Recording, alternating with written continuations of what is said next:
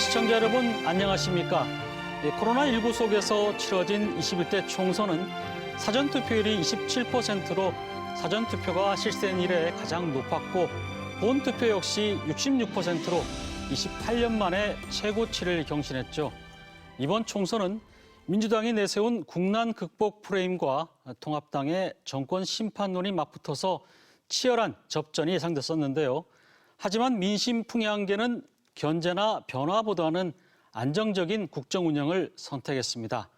선거 때마다 캐스팅 보트 역할을 해온 충청권은 20개 선거구 중에 15석을 민주당이 거머쥐면서 전국 판세의 취약판임을 확인할 수 있었는데요. 오늘 이 시간에는 21대 총선 충청의 선택에 대해 자세한 이야기 나눠보도록 하겠습니다. 함께할 패널 소개해드립니다.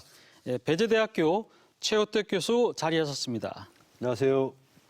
네, 강영환 정치평론가 함께하셨습니다. 안녕하십니까, 강영환입니다. 네, TJB 국회 출입 김성민 기자 함께했습니다. 네, 안녕하십니까, TJB 김성민 기자입니다. 네, 민심의 바로미터라고 할 수 있는 충청권의 경우 참 격전지가 많았습니다. 정말 손에 땀을 쥐게 하는 막판까지 결과를 쉽게 점칠 수 없는 곳이 많았는데 먼저 이번 선거 개표 결과에 대해서 얘기를 좀 들어보고 토론 본격적으로 나눠보도록 하겠습니다. 김성민 기자, 개표 결과 한번 정리를 해주시죠. 네, 20석이 걸린 이번 대전, 세종, 충남 총선에서 더불어민주당은 15석, 미래통합당은 5석을 얻는 결과를 얻었습니다. 결과적으로는 민주당의 압승이었는데 전국적으로 관심 지역도 많고 또 3% 내의 초박빙 지역도 많아서 승부를 좀처럼 예측하기가 힘들었습니다. 개표 결과를 바라보는 저도 이렇게 손에 땀이 날 정도였는데 당사자인 후보자들은 아마 냉탕과 온탕을 수차례 오고 갔을 것으로 생각이 됩니다. 4년 전 선거하고 한번 비교해 보겠습니다. 19석이었던 4년 전 선거에서는 새누리당이 9석, 더불어민주당 9석, 그리고 무소속 1석이었는데 한 석이 더 늘어나서 세종시가 분구가 되면서 한 석이 늘어난 이 선거에서는 여당의 바람이 거셌습니다. 우선 대전의 경우를 보면은 4년 전 선거에서는 4대 3으로 균형을 이뤘는데요. 원도시민 대전 동구 중구 대덕구는 새누리당, 지금의 통합당이 차지를 했고 신도시민 서구와 유성구 내석은 민주당 몫이었습니다. 이번 선거에서는 대전 내석 모두 더불어민주당이 석권하면서 그동안 견고했던 원도심 보수의 벽도 깨졌습니다. 일단 전국적인 관심지로 꼽히는 대전 중구에서 민주당 황운하 후보가 미래통합당 이은곤 후보를 눌렀고 동구에서도 국회의원 보좌관 출신의 30대 정치 신인인 장철민 후보가 승리했습니다. 대덕구에서도 민주당 박영순 후보가 통합당 정영기 후보와의 5번째 맞대결에서 승리했는데요. 두 후보는 구청장 선거 때부터 맞붙은 바가 있습니다. 여기에다가 민주당 소속인 현역 의원 4명의 힘이 더해져서 결과적으로는 대전을 모두 민주당이 가져가는 그런 결과를 얻었습니다. 그리고 세종 같은 경우는 더불어민주당 이해찬 대표가 불출마했었는데 신도시 남쪽인 세종각과 그다음에 구도심인 세종을 모두 여당인 민주당이 차지했습니다.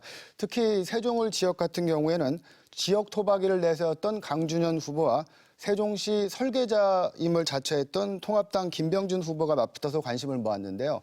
결과적으로는 강준현 후보가 57.5%로 승리를 거머쥐었습니다. 민주당은 충남에서도 3석이 걸려있는 천안을 모두 가져갔고요.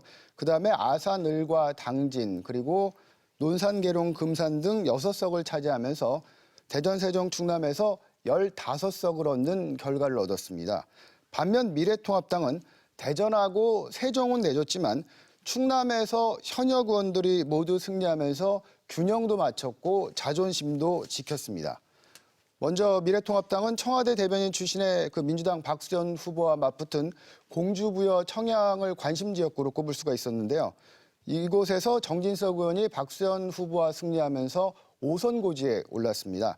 정진석 의원은 새누리당 시절에 원내대표도 지냈고 청와대 정무수석 등도 지냈는데 황교안 당대표가 이번 총선 결과를 책임지겠다며 사퇴하면서 당대표 도전도 가능해진 상황입니다. 아산갑 같은 경우에는 이명수 의원이 16년 만에 민주당 복귀형 후보와 리턴 매치 끝에 승리해서 4선 의원의 이름을 올렸고 홍성 예산의 홍문표 의원도 4선 반열에 올랐습니다. 보령 서천의 김태현 의원도 3선으로 성공했고 서산태안의 성일정 의원도 재선에 성공하면서 서해안 벨트를 지켰습니다. 현역 의원들이 모두 지켜냈다는 점하고 그다음에 중진급 의원들이 대거 포함됐다는 점에서는 미래통합당 입장에서 좀 다행인 것이고요. 또 역전에 역전을 거듭하기는 했지만은 천안시장 선거도 2년 만에 다시 치러지면서 통합당 박상돈 후보가 승리한 점도 최대의 성과라고 꼽을 수 있겠습니다. 그리고 개표 마지막까지 3% 접전이 많았다고 말씀을 드렸는데 그러니까 아산갑 같은 경우도 564표 차이로 0.8%포인트 차이로 승부가 갈렸고요. 보령 서천하고 천안갑 같은 경우도 1.7%포인트 차로 정말 초박빙 승부에서 여야 운명이 갈렸습니다. 대전에서는 아까 말씀드린 중구가 2.2%포인트 차로 그 여야 후보들의 당락이 결정되기도 했습니다. 네. 전반적으로 이제 한번 저희가 얘기를 쭉 들어봤는데요.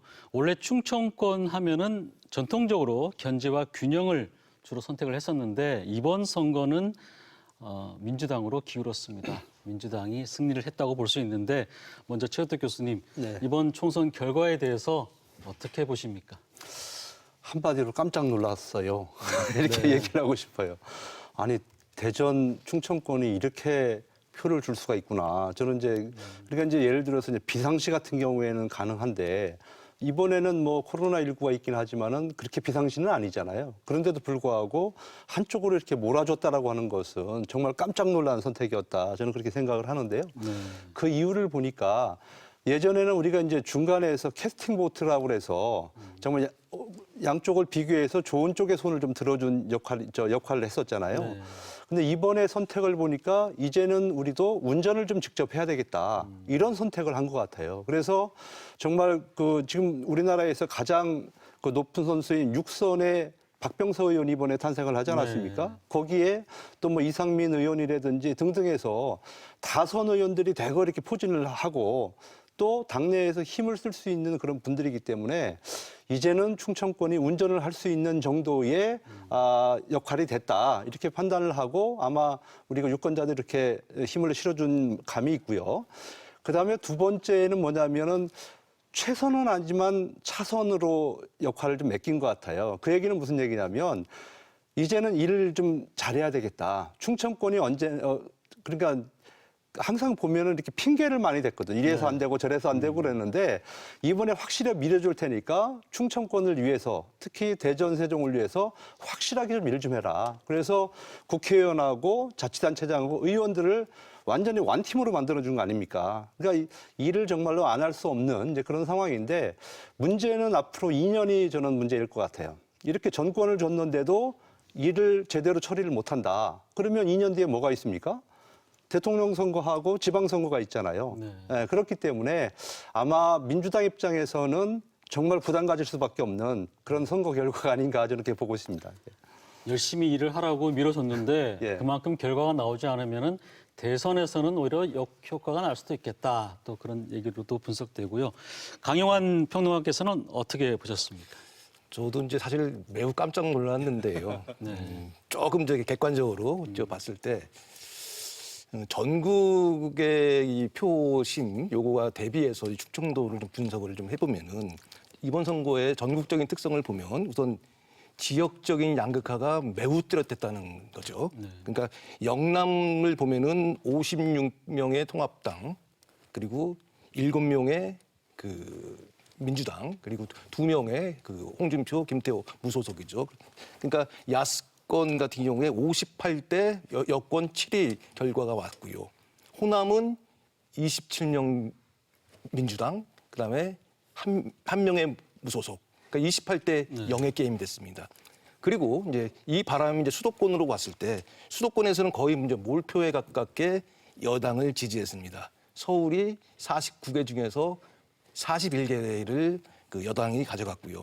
경기도는 51개를 가져갔고 통합당은 7개, 그다음에 정의당이 한 명이 네. 됐죠. 그러니까 민천은 11명이 민주당이고 한 명, 그리고 윤상현 무소속 포함해서 의원 한 명이 2명이 있었죠? 이제 야권이 되었습니다. 이거에 비하면은 충청도도 사실은 이제 쏠림 현상이 과거에는 뭐 앞서 4년 전에는 그 충북까지 포함하면은 14대 13 게임이었었는데 이번에는 충북 포함해서 20대 8 게임이 있어요. 그러니까 충북을 제외하면은 15개, 네. 15명의 민주당 그리고 통합당이 5명이죠. 근데 사실은 이제 전국 대비했을 때 이 충청도는 그 호남과 영남 그리고 수도권 그 사이 정도의 그 편제가 됐다라는 측면이 있습니다. 이랬을 때 대선의 어떤 영향도 저는 상당히 좀 유불리가 있을 수 있겠지만은 이번 선거 결과가 네. 대선에도 상당 부분 영향을 미칠 수는 아마도 이제 있을 것이다. 바람 그리고 그때그때의 전국 상황 이런 것들이 더 영향을 크게 미치지 않겠는가. 네. 그러니까 지금의 대선에서의 영향을 뭐 속단하기에는 조금 이르지 않는가. 네. 김성민 기자는 어떻게 봅니까? 그러니까 2년 전 네. 지방선거 결과와 좀 무관하지 않다 이렇게 보고 있습니다. 그러니까 2년 전 지방선거 결과를 보면 대전, 세종, 충남도도 민주당이 이제 단체장을 차지했고 그다음에 그 자치단체장, 기초단체장도 보면 민주당이 좀 무세한 이런 결과를 보였거든요. 그러니까 결과적으로 봤을 때 그런 영향이 더해져가지고 이번 선거 결과가 이렇게 나오지 않았나 이런 분석이 되고요. 다만 좀 이번 선거에서 좀 다른 지역하고 좀 다른 것이 뭐냐면 청와대 출신 인사들이 뭐 도전에 이제 충남 같은 경우 나섰지만은 뭐 그러니까 공주부여청의 뭐 박수현 후보라든가 아니면 그 보령서천의 나소열 후보나 아니면 아산갑의 이명수 후보, 뭐 복개영 후보, 이명수 후보가 맞붙었죠. 그리고 뭐 서산태안의 조한기 후보 이렇게 맞붙었지만 결과적으로는 모두 이제 고배를 나섰다는 점도 한번 좀 지켜봐야 될 점이 아닌가. 그러니까 이분들이 후보로 나섰을 때 문재인 정부의 국정 운영을 좀 뒷받침하고 이렇게 뭐 제대로 좀 성공하는데 뭐 네. 디딤돌이 되겠다고 얘기를 했는데 결과적으로는 어쨌든 뭐 지역구도라는 탓도 있지만 낙선했기 때문에 좀 충청 민심은 좀 더 2년 뒤 대선까지 보면 지켜봐야 될 게 아닌가 하는 생각이 좀 들고요. 그리고 이제 아직까지는 차기 대권에 좀 근접한 인물이 안 보이는 부분도 있거든요. 그러니까 당장 이번 선거를 가지고 결과를 가지고 그러니까 충청 민심이 뭐 대권까지 지지를 한다 얘기하는 건 좀 네. 섣부른 판단일 것 같습니다. 알겠습니다. 아직 뭐 좀 더 있어 봐야 나올 얘기들이니까요. 근데 저는 개인적으로 이번 선거 당선인들을 보면서 현역 의원들이 많이 당선이 됐잖아요. 그래서 상대적으로 코로나 때문에 이 참 얼굴 알리기가 너무 힘들다 보니까 상대적으로 정치 신인들한테는 참 어려운 선거가 아니었나 뭐 그런 생각도 좀 들고요. 예. 먼저 당별로 함께 얘기 좀 해보죠. 우선 뭐 미래통합당이 4패를 했습니다. 연이어서 2016년 총선, 20대 총선, 그다음에 대선, 또 2018년 지방선거에 패배했고 이번까지도 이제 또 실패를 했는데 이 원인을 어디에 볼까요? 강요한 평론가한테 먼저 좀 여쭤볼까요? 사실은 이제 야당이 역대 선거에서 이렇게까지 못한 선거는 없었던 것 같다는 생각이 좀 듭니다. 그러니까 거의 싸움 자체도 제대로 못했고 그리고 표 깎아먹는 일, 보탬이 되는 일이 전혀 없었던 표 깎아먹는 일이 너무 많았다는 거죠. 우선 몇 가지가 있지만은 저는 우선 그 통합의 문제, 처음 조직 또는 유권자의 어떤 그 결집시키는 거 이런 문제에 있어서도 굉장히 실패를 했다. 처음에 야권 통합이 이루어질 때는 굉장히 기대감이 높았었는데 용두사미가 돼버렸죠. 이게 무조건적인 반문재인 연대 이렇게 하다 보니까 이 통합을 하려면 뭔가 구심점 또는 가치, 비전 이런 거에 대한 공감이 이루어져야 되는데 그냥 그 정치 세력 간의 그냥 결합에 좀 불과한 그러니까 화학적으로 뭔가 이루어지는 그런 결합 통합이 아니라 그냥 물리적인 결합에 그 정도의 이른바 수준의 통합당이었다. 그러다 보니까 예. 유권자들이 너무 혼동스러웠어요. 근데 그런 부분이 하나가 있었고 그리고 이제 박근혜 전 대통령이 미래통합당 중심으로 해서 같이 좀 해라라는 옥중서신을 했는데 그것 또한 부정적인 영향을 결과적으로는 역효과를 낳았다. 하지 않았는가. 예. 그러니까 지지 세력도 규합하지 못했고 오히려 조금 그 탄핵 트라우마에 있는 중도층이 조금 이탈되는 그런 경향이 없지 않아 있었습니다. 그리고 무엇보다도 사실 이제 황교안 대표의 리더십의 문제가 여실히 이제 한계를 드러냈지 않겠나라는 생각이 듭니다.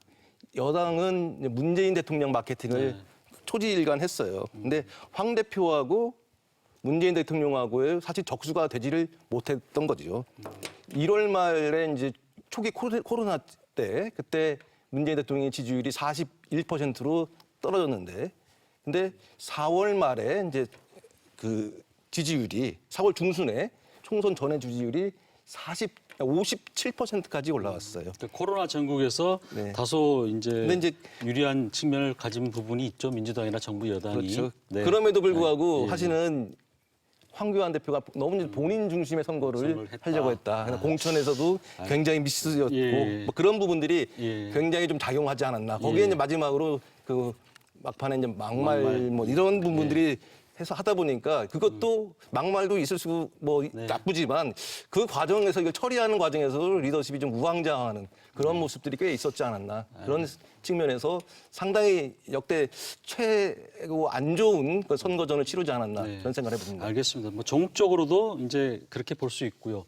우리 충청권도 대전은 전부 뭐 석권했습니다. 민주당이. 그래서 어떻게 보면 반대로 보면은 통합당이 전패를 했다고 볼 수 있고요. 네.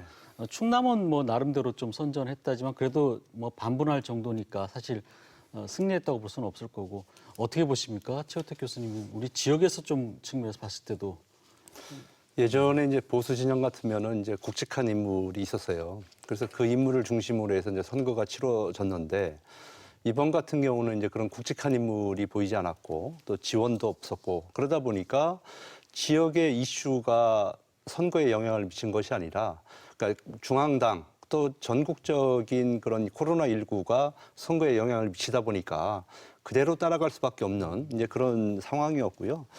저는 근본적으로 이번에 그 미래통합당이 실패한 것은 딱 한 가지라고 봅니다.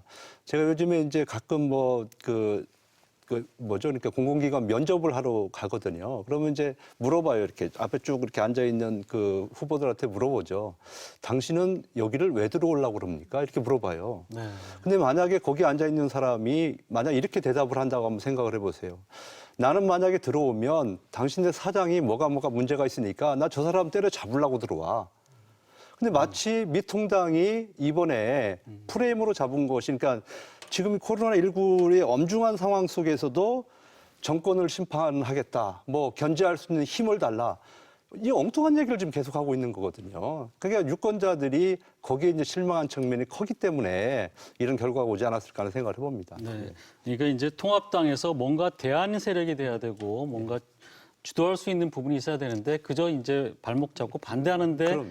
급급했다. 그런 부분들이 유권자들한테 제대로 이제 뭐 어필되지도 못했고 그런 부분들이 유권자들한테 역효과를 줬다. 그러니까 이제, 지난 예, 4년 동안에 미통당이 했던 모습 똑같은 거잖아요. 거기 더 연장시키겠다는 거잖아요. 그러니까 20대 국회가 어떻게 보면 우리나라 역사상 가장 정말 일 안 하고 문제가 있는 그런 국회였는데 그걸 지금 4년 더 연장하자고 그러는데 거기에 동의할 사람이 누가 있겠어요. 그럼 반대로 민주당은 정말 잘한 걸까요? 민주당은 선거 전략을 잘 세웠습니까? 어떻습니까? 그 부분 한번 볼까요? 저는 예. 민주당의 선거 전략은 매우 잘했다. 보통 보면은 정치인과 전략가는 조금 구분이 돼야 된다는 생각을 합니다. 이 전략가 그러니까 민주당은 전체적으로 봤을 때 그 저기예요. 그 이근영 씨하고 그다음에 양정철 씨가 중심이 돼서 뒤에 숨어서 모든 전략을 끌어갑니다. 그리고 그 분들은 그 게임이 끝나니까 그냥 역사 속으로 사라지는 역할을 다 했기 때문에 그런 식으로 해서 전략가는 뒤에서 버티고서 자기 정치를 하지 않고 전략을 끌어가야 되는데 이 통합당은 그런 것들이 좀 부족했다. 그다음에 좀 지지자들이 매우 전략적인 투표를 많이 했다라는 측면이 있습니다.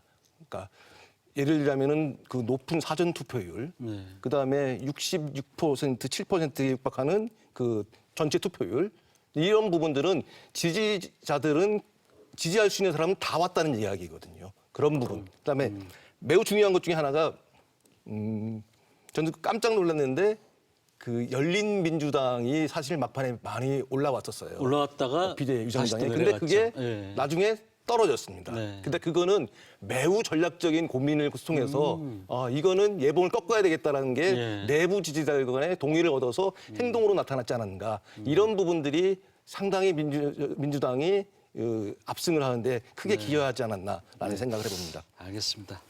네, 이번엔 투표율 얘기 좀 해보죠.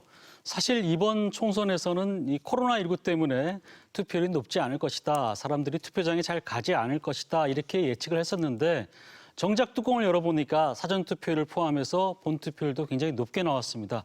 먼저 김성민 기자, 지금 투표율이 어느 정도까지 나왔죠? 네, 전국적으로 보면은 이번 총선에서 66.2%를 기록했는데요. 4년 전 20대 총선에서는 58%로 보였습니다. 일단은 대전, 세종, 충남 상황 이번 총선 투표율만 살펴보면요.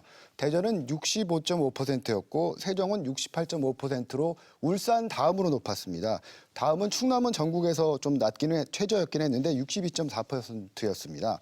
사전 투표율을 따져보면요. 대전은 27%고 세종은 32.4%, 충남은 25.3%였습니다. 그러니까 20대 총선에서는 대전이 58.6%였고 세종이 63.5%, 충남이 55.5%하고 그러니까 비교해 보면은 이번 총선 투표율이 크게 오른 점을 알 수 있습니다. 그러니까 코로나19 사태 때문에 이렇게 투표율이 높다는 점에 대해서 전 세계가 놀라기도 했는데, 그러니까 충청권에서 일단은 한정해서 본다면 그 박빙의 승부처가 많았지 않았나 그런 점에서 보면 그 유권자들의 관심이 좀 집중됐기 때문에 그 투표율로 좀 이어지지 않았을까 하는 생각이 있고요. 그리고 이제 그 아까 뭐 언급하신 부분도 있지만 그 코로나에 대한 안심 부분, 그러니까 정부가 대처를 좀 잘하고 있다라는 부분에서 좀 투표율이 높은 걸로 좀 이어지지 않았나 이런 생각도 듭니다. 예. 실제로 박빙의 선거구에서는 투표율이 좀 높게 나온 건 맞는 것 같습니다. 뭐 보령 서천이라든지 이런 지역도 마찬가지고요. 최 교수님, 이 투표율이 이렇게 높게 나온 이유가 뭐 여러 가지 부분도 있겠지만 어떤 이유가 있는지 또 그리고 이 투표율 상승이 과연 여당의 압승에 기여를 했는지 어떻게 보십니까? 이제 투표율과 관련해서는 이제 통설이 있잖아요. 그러니까 뭐 이론적으로 검증되지는 않았지만 투표율이 높으면 진보 진영에 유리하고 낮으면 보수 진영에 유리하다 이렇게 되어 있는데 이번에 이제 27년 만에 66%라고 하는 엄청난 높은 투표율을 보였는데요. 이것은 분명 저는 진보 진영인 정부 여당에게 힘을 실어줬다 이런 생각을 해볼 수가 있고요.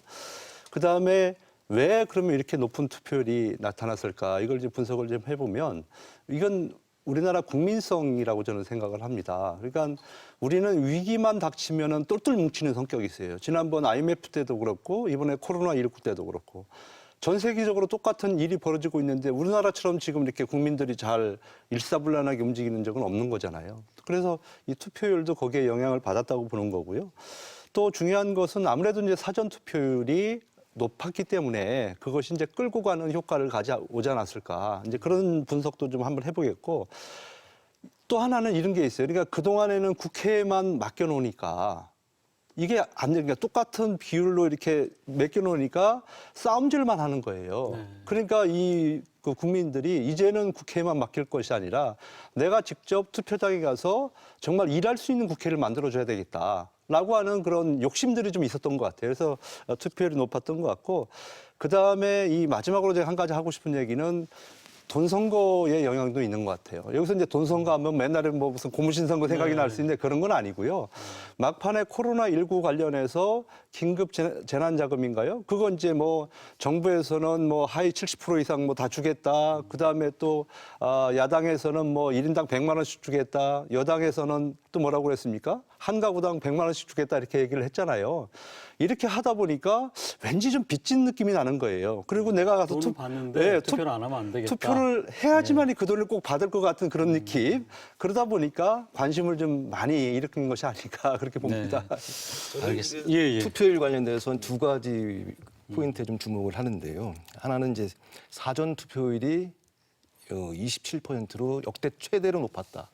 그러니까 지금 야당 입장에서 봤을 때는 이거 참 사전 투표율 정말 트라우마죠. 근데 사실 이런 부분들에 대해서 야당에서는 근본적인 대책을 세워야 될 거라는 생각을 하고 또 하나 야당 측에서 고민을 해야 될 부분은 뭐냐면 앞서 이제 우리 김성민 기자가 데이터를 보여줬지만은 세종시는 68.5%의 투표율이었어요. 충남은 62.4% 투표율인데 세종시는 대한민국에서 가장 젊은 도시입니다. 그다음에 상대적으로 이 충남은 좀 고령 연령이 좀 되는 그런 도시입니다. 이건 곧 뭐냐면은 젊은 층이 투표에 매우 적극적이라는 측면이죠.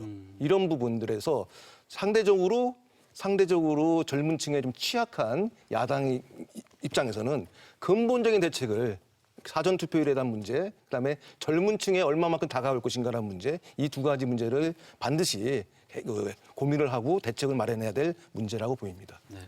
당초에 사전투표율이 높았을 때 여야는 서로 제각기 아전인수격인 해석을 했습니다. 여당은 말씀하신 대로 젊은 층이 투표장에 많이 나왔다. 야당은 정권 심판에 정말 꼭 해야 되겠다, 정권 심판해야 되겠다고 생각하는 이런 노령층이나 이런 분들이 또 많이 나왔다. 이렇게 했는데 뚜껑을 열어보니까 사실 젊은 층이 더 많이 나온 것 같아요. 좀 그렇게 보여지기도 하고. 투표율과 관련해서 한 가지 요새 이제 확인되는 사실 중에 하나가 사전 투표에서 높은 득표를 얻은 후보가 당선되는 경향이 상당히 많아졌어요. 그러니까 이번에도 보니까 우리가 이제 이번에 개표할 때 보니까 마지막에 이제 사전 투표를 개표를 하더라고요. 네. 근데 박빙 상황에서 대부분 민주당이 이겼거든요. 그건 뭐냐면 사전 투표에서 이겼기 때문에 그것이 이제 이겼다고 볼 수 있는 거거든요. 그러니까 우리가 이제 다음에 선거할 때도 각 후보들은 이제 그런 걸 좀 참고해서 전략을 세우는 게 어떨까 알겠습니다. 하는 생각을 해봅니다. 예. 네, 그럼 이번에는 이번 총선에서 당선된 당선인들의 소감을 먼저 좀 들어보고 토론 이어가도록 하겠습니다. 저의 선거 승리는 중구민의 승리입니다. 그리고 정정당당함의 승리입니다. 중구민 여러분들의 성숙하신 판단이 저의 정정당당함에 힘을 실어주었기 때문이라고 생각합니다. 정진석을 다시 국회로 보내주신 공주부여 청양 유권자 여러분들에게 깊이 감사드립니다. 우리 지역과 특히 우리 충청권과 대한민국을 위해 헌신 봉사하겠습니다. 감사합니다. 한 지역에서 6번의 기회를 주신 우리 서구갑 주민 여러분의 한 분 한 분의 소중한 마음을 제 가슴에 새기겠습니다. 오로지 국민과 역사, 국익을 바라보며 매진하겠습니다. 여러분의 기대에 부응해서 제가 정말 국회에 가면 일하는 정치인, 싸우지 않는 정치인이 되고 우리 대덕구의 발전을 위해서 모든 것을 헌신하겠습니다. 오늘 승리는 제 개인의 승리가 아니라 아산 시민과 당원 여러분의 승리라고 생각합니다. 이제 대한민국을 살리는 충청 아산의 큰 일꾼으로서 제 역할과 기능을 제대로 확실하게 하겠습니다. 이번에 주신 여러 가지 의견들, 또 우리 지역에 대한 문제, 대한민국에 대한 문제, 이런 의견들을 다 들었으니까 제가 국회에서 우리 지역 주민들의 의견과 또 지역에 할 일, 또 중앙에서 할 일을 제가 열심히 하겠다는 약속 드립니다. 선거는 선택인데 제가 선택을 받은 데 대해서는 우리 홍성과 예산 군민들에게 진심으로 감사를 드리고, 지역 발전은 제가 평생을 살아온 이곳에서 지역민과 함께 발전의 선두에 설 것입니다. 네, 앞서 당선인들의 소감을 들어봤는데요. 이번 선거 충청권에서는 참 격전지가 많았습니다. 새벽까지 승부가 쉽게 결정나지 않은 곳도 적지 않았고요. 그중에서도 특히 화제의 당선인들도 적지 않았는데 한 분씩 좀 얘기를 나눠보죠. 먼저 황운하 당선인 얘기를 좀 나눠보겠습니다. 사실 황운하 당선인은 검경 수사권 조정의 상징적인 인물이고, 또한 울산 청와대 하명 수사 논란의 당사자로 굉장히 화제가 됐던 인물이기도 한데, 어떻게 보면 지명도 면에서는 이 현역인 이은권 의원보다 더 높지 않았나 이런 생각도 좀 들기도 하는데, 김선민 기자 현장 취재하면서 어떻습니까? 이번 선거 결과에 대해서 황운하 후보가 승리할 거라고 예측을 했었나요? 그러니까 출구조사 결과에서는 황운하 후보가 0.9%포인트 지는 걸로 나왔지만 그 전에 TJB가 실시한 여론조사에는 앞서는 거 나왔거든요. 네. 그러니까 이걸 보면서 결과를 모르겠구나 이렇게 생각을 했는데, 역시 개표 과정도 보니까 저희 예측과는 다르진 않았습니다. 그러니까 처음에는 이제 황운하 후보가 1000표 가량 앞서갔었거든요. 그런데 이제 이은권 후보가 막판까지 이제 빠르게 추격을 하면서 이제 개표율이 한 91% 정도 보인 시점에서 400표 차이로, 그러니까 황운하 후보와 이은권 후보가 역전되기도 했었거든요. 결국에는 2.2%포인트 차이로 이제 황운하 후보가 재역전하는, 역전과 역전을 거듭하는 상황이 됐는데, 통합당 이은권 후보 같은 경우에는 충청권 이제 통합당 낙선자 가운데서 가장 많은 6만 3,490표를 받았습니다. 그렇지만은 민주당 황운하 후보한테 2,805표 차이로 밀려서 재선 도전에서 실패하는 이런 경우를 얻었거든요. 아까 말씀하신 것처럼 국회에 입성하면은 황운하 후보가 이제 그 가장 시급한 과제로 검찰 개혁을 이끌겠다 이렇게 말한 부분이 있어서 실제로 의정 활동을 하면서 좀 어떻게 좀 역할을 할지가 좀 주목되는 부분입니다. 네. 이인권 후보도 6만 8천 표를 받고 떨어졌을 땐 참 가슴이 쓰릴 것 같기도 한데 이번 선거 참 재밌습니다. 황운하 후보도 들어갔지만 울산에 김기현 그 당시 울산시장 전 시장도 당선이 됐어요. 공교롭게 국회에서 서로 마주치게 됐는데 어떻게 보십니까?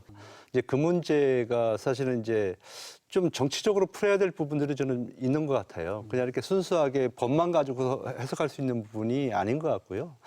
근데 저는 이제 이 황운하 후보가 이번에 출마한다고 하셨을 때 앞으로 참 갈 길이 험난할 텐데 왜 굳이 나오려고 하셨을까 하는 생각을 해보는데 아마 이제 본인이 이제 경찰 마지막으로 이제 그만두면서 그래도 뜻하는 것은 이뤄야 되겠다라고 하는 오래전부터 사실은 검경 수사권 조정이나 이런 문제에 대해서 지금 이렇게 관심을 가지고 해왔잖아요. 그걸 이제 본인이 좀 결말을 맺고 싶은 그런 욕심에서 아마 출마를 한 것 같고 이분 같은 경우는 아까 이은권 의원 같은 경우는 지역에서 큰 일도 많이 했어요. 지난번에 보면 혁신도시법 개정할 때 사실은 중요한 역할을 했잖아요. 네. 그래서 이 지역의 젊은 학생들이 청년들이 공공기관에 취업할 수 있는 기회도 어떻게 보면 문을 좀 준 측면이 있고 또 구청장 하면서 여러 가지 일도 했는데 이 황운하 후보 같은 경우에는 지역에 사실 이제 그동안에 기억에 남은 건 뭐냐면은 그 유천동 옛날에 네. 집창촌을 철거한 분이잖아요. 그러다 보니까 어떤 분들은 이제 갈리는 것 같아요. 그 사건 이후에 조금 이제 경기가 쇠락한 측면도 있다 이렇게 얘기를 하는 것 같은데 제가 볼 때는 그렇지는 않고요. 그러니까 만약에 그렇다면 이분이 와서 다시 한번 이 중구 지역을 다시 한번 되살릴 수 있는 아마 그런 적임자라고도 판단을 하지 않았을까 네. 그런 생각을 좀 해봅니다. 예. 네. 저는 예. 황운하 후보 당선자 같은 경우에 이제 개인 브랜드도 있지만은 검찰 개혁이라는 대통령의 아젠다가 있지 않습니까? 대통령의 아젠다를 가진 신인과 소위 중부 지역 지킴이로서의 활동을 오랜 동안 했던 그 현역 의원과의 대결.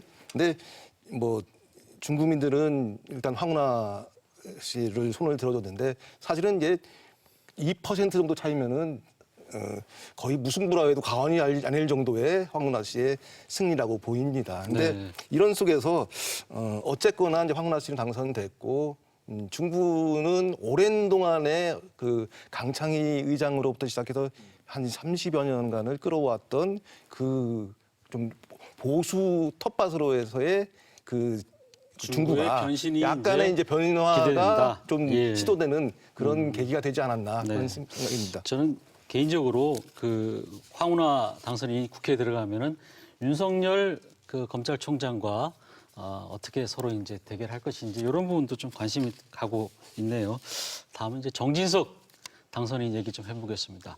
사실 전국 최대 격전지 중에 한 군데였습니다. 정진석 그 사선 의원이죠. 사선 의원과 또 박수현 전 청와대 대변인, 문재인 대통령의 초대 대변인이었죠. 그만큼 상징적인 부분도 크다 보니까 서로 또 박빙의 그런 선거 여론조사에서도 그런 결과들이 나왔었고 결국은 이제 정진석 당선인이 이제 5선에 연관을 안았는데 김성민 기자 어떻습니까? 그 현장에서 분위기도 좀 뭐 왔다 갔다 하면서 엎치락뒤치락 남달랐을 것 같아요. 그러니까 뭐 아까 말씀드린 그 최대 관심지이자 뭐 최대 격전지 중 하나였는데요. 초반에는 박수현 후보가 좀 많이 앞서 나갔었거든요. 근데 결과적으로는 이제 정진석 당선인이 이렇게 되면서 결과가 좀 그러니까 여론조사에서 그 동안에서는 그 정진석 당선인이 뒤지는 걸로 나왔기 때문에 박수현 후보한테 좀 유리하지 않을까 이런 그 예상도 있었는데 결국에는 이제 보수가 그러니까 공주에서는 정진석을 보다는 일단 박수현 후보를 많이 선택을 했는데 부여 청양에서 좀 아무래도 정진석 당선인을 밀어줬기 때문에 그런 결과가 좀 이렇게 된 거 아닌가 이런 생각이 듭니다. 네, 사실 출구조사에서 한 10% 정도 앞서게 나왔습니다. 그 정진석 당선인이. 그래서 다들 출구조사 결과를 보고 좀 놀랐었어요. 근데 이제 막상 선거가 진행되면서 보다 보니까 박수현 후보가 초반에 앞서가다 결국은 이제 출구조사 만큼은 안 되지만 그래도 이제 정 후보가 이겼는데 참 선거가 이런 거 보면은 재밌는 것 같습니다. 네, 다음 이제 박영순 당선인 오전 6기의 정말 신화죠. 원래 당초에 제가 기억하기로 이 대덕에는 그 박성준 전 대전 KBS 아나운서가 공천되는 게 아니냐 이렇게 얘기 나왔다가 이 박영순 후보가 반발하면서 아마 기록 공천장을 지었는데 이 결론적으로 보면은 성공했습니다. 어떻게 보십니까? 본인 얘기로는 이제 뭐 지옥과 천당을 왔다 갔다 했다 뭐 이런 표현을 하기도 하는데 이제 그만큼 구사일생으로 살아난 거 아니겠습니까? 저도 이제 그동안에 뭐 이렇게 선거 때마다 선거 방송하면서 항상 만났던 분 중에 한 분이 그분이에요, 사실은. 근데 항상 떨어져서 다음에 만나면 조금 좀 어색했거든요. 근데 이번에 이제 당선되고 만나니까 상당히 좋기는 좋더라고요. 이분 얘기 들어보니까 14년 동안 정용기 의원하고 붙었다고 그러더라고요. 그러니까, 예. 근데 14년 만에 이번에 이제 승리를 했는데, 그 뭐 기쁨이야 뭐 이루 말할 수 없겠죠. 근데 이제 이분 같은 경우에는 예전에 이제 운동권 출신이라 이제 뭐 교도소도 갔다 오고 뭐 등등해서 이제 다양한 그 인생 경험을 가지고 있었고, 그리고 성공할 수 있었던 것은 지난번에 이제 대전시의 정무부시장을 하면서 그러니까 이 인맥 관리를 좀 잘했던 것 같고요. 그리고 그런 큰 일을 맡겼어도 큰 무리 없이 해낼 수 있다라고 하는 그런 믿음을 좀 심어준 것 같아요. 그리고 나서 그 다음에 대전시장 후보, 그 전에 시장 후보도 나오고 이렇게 했었잖아요. 네, 대전시장 경선에 나오고 이렇게 했는데 2위를 해가지고 모두 놀랬죠. 그러니까 이제 당시에. 그러니까 인지도가 그때 네. 이제 급상승하면서 또 다른 대안으로 대덕구에서 좀 생각을 하지 않았을까 이렇게 봅니다. 예. 개인적으로 박영순 당선인의 이제 당선 걸 보면서 많은 정치 지망생들이 이 희망 고문을 또 하는 사례가 되지 않을까. 오전 6기의 성공을 또 보면서 또 그런 생각도 드는데요. 네. 그러면 다음에 그 이영규 후보도 계속 나오는 건가요? 모르겠습니다. 근데 이영규 후보도 어쨌든 상당히 이번에 표는 많이 얻었던 표는 걸로 많이 제가 얻었잖아요. 기억하고요. 예, 예.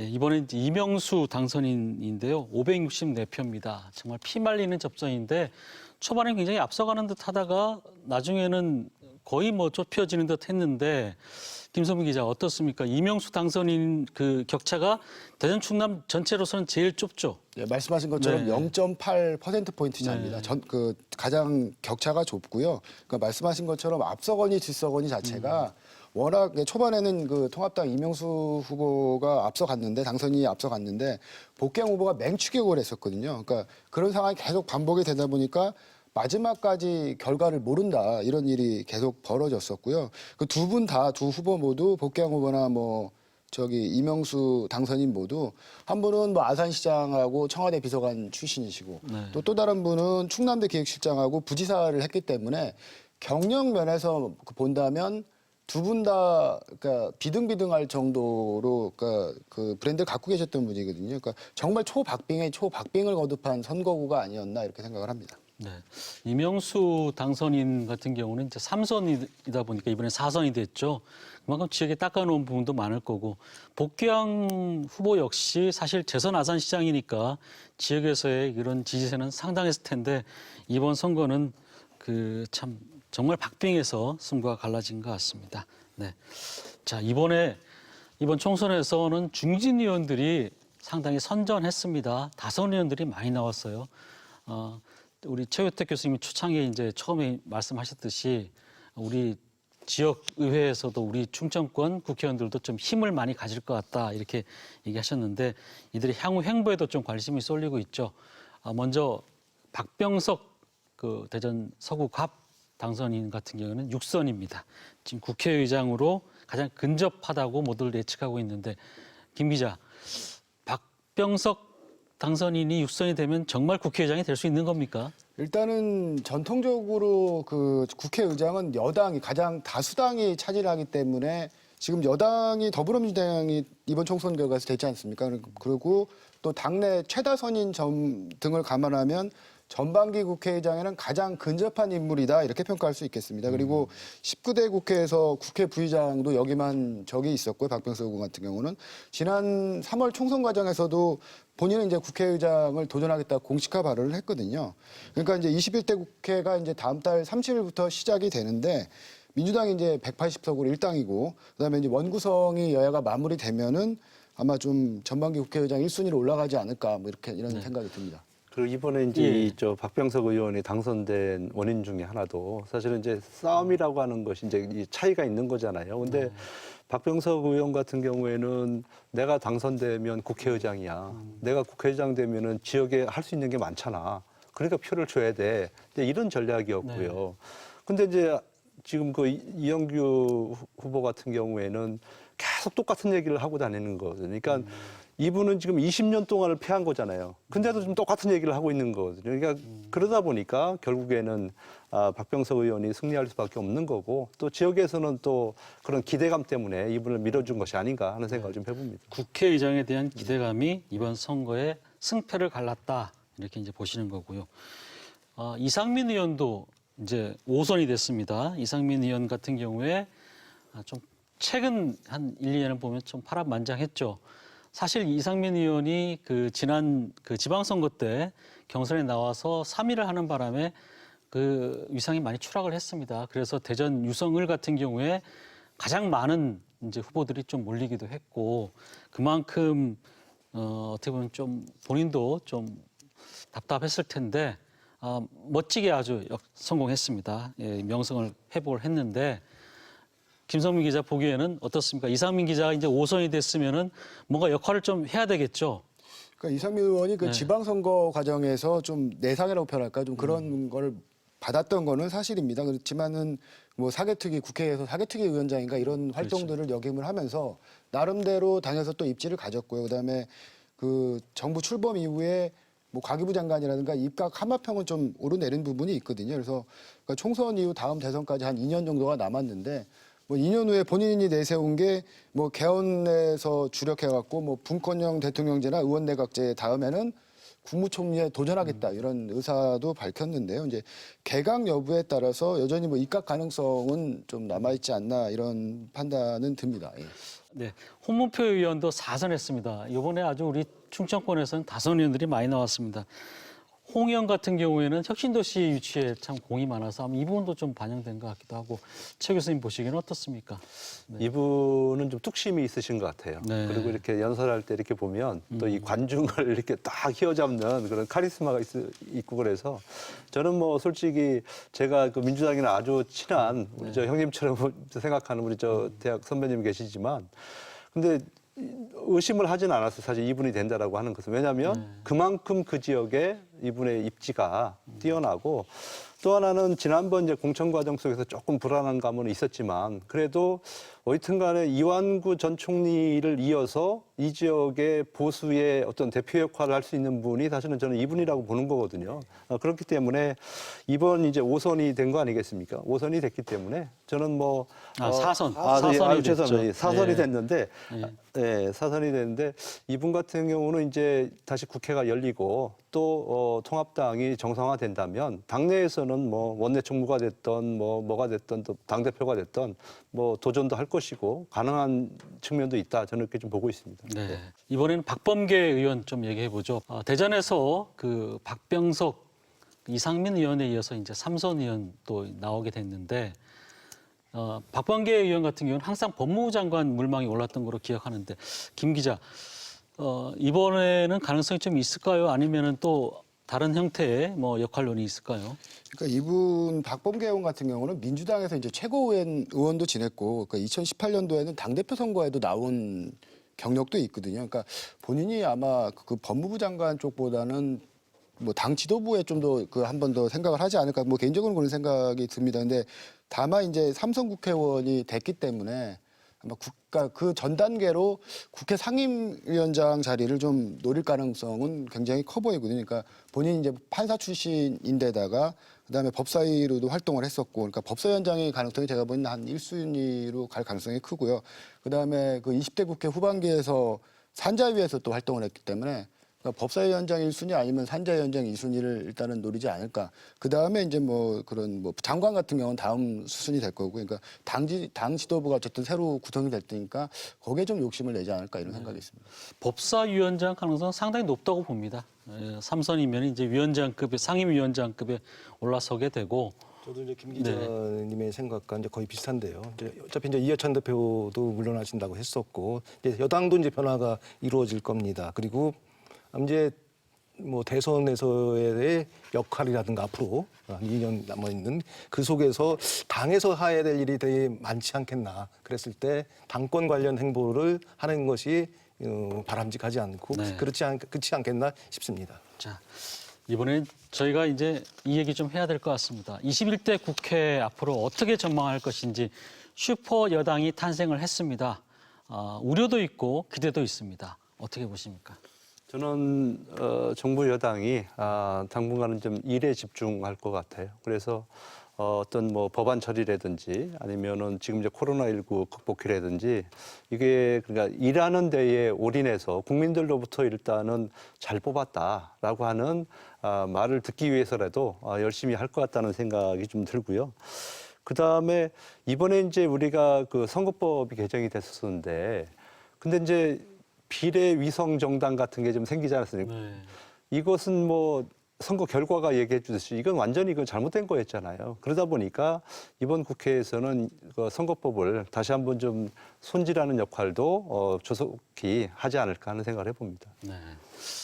강평원 의원께서는 어떻게 보십니까? 일단은 이제 지금은 아직도 코로나 경제 국면이지 않습니까? 아주 어려운 상황에서 일단 야당도 적극적인 협력을 해서 이 코로나 관련 추경 예산 요 문제를 잘 타협을 해서 갔으면 좋겠다는 생각을 하고 그 과정에서 이제는 타협의 협상의 정치가 좀 꽃을 피웠으면 좋겠다는 생각을 해봅니다. 당장 이제 상임위원장 뭐 배정 문제가 있을 텐데 보통 보면은 뭐 예결이라든가 법사위는 야당목이라고 이제 하는데 그런 부분들에 서로 좀 양보할 거 하고 하면서 이제 문제를 풀어가다 보면 조금은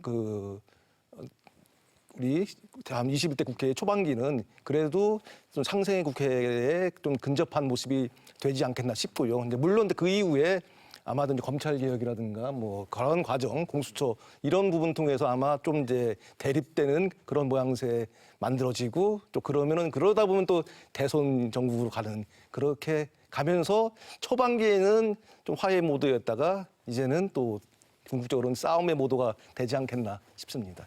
네, 초반기에는 상생의 모드로 갔으면 좋겠다고 저도 생각하는데 이번 선거 결과 워낙 서로 양당의 갈등이 좀 심해서 어떨지 잘 모르겠습니다. 김성민 기자는 어떻게 봅니까? 21대 그러니까 20대 국회 자체가 뭐 동물 국회다, 뭐 식물 국회다 이런 평가를 워낙 많이 받았기 때문에 그러니까 아까 두 분께서 말씀을 잘해 주셨지만 그러니까 뭐 이렇게 다툼의 정치를 당장하지는 않을 것 같습니다. 아무리 이제 민주당이 거대 여당이 됐지만 마찬가지로 야당도 일하는 국회 모습을 보여주지 않을까 그 부분에 동의하고요. 그다음에 이제 지금 총선이 끝나고 나서 임시국회가 이제 소집이 돼 있는데 그러니까 코로나 전국을 어떻게 수습하느냐에 따라서 사실은 야당도 지금 선거에 대한 부분을 좀 상쇄할 수 있는 부분이 있고 여당은 여당대로 뭐 전국 안정론을 어떻게 제대로 가져갈 수 있는 부분이 있으니까 그런 모드로 갈 것 같고요. 말씀하신 것처럼 이제 후반기에는 이제 대선이라는 부분이 있기 때문에 그 부분은 좀 다른 문제 좀 더 지켜봐야 되지 않을까 이렇게 생각하고 있습니다. 21대 국회는 국민들이 이렇게 집권 여당의 힘을 밀어준 것은 정말 일 좀 해라 아마 이런 의미가 아닐까 싶기도 하고요. 뭔가 좀 달라진 모습이 보여주길 기대하겠습니다. 네, 오늘 함께해서 고맙습니다. 네, 코로나 사태로 어수선한 가운데 치러진 4.15 총선 300개의 금배지를 향한 후보자들의 대장정이 막을 내렸는데요. 국회의원의 왼쪽 가슴에 달린 금배지는 민의의 상징이라고도 할 수 있습니다. 금배지의 무게는 비록 6g에 불과하다지만 민의의 무게는 더욱 무겁게 받아들여서 앞으로 코로나19와 국난 극복에 초당적인 힘을 모아 더 나은 대한민국을 만들 수 있기를 바라겠습니다. 그럼 오늘 토론 여기서 마치겠습니다. 시청해주신 여러분 고맙습니다.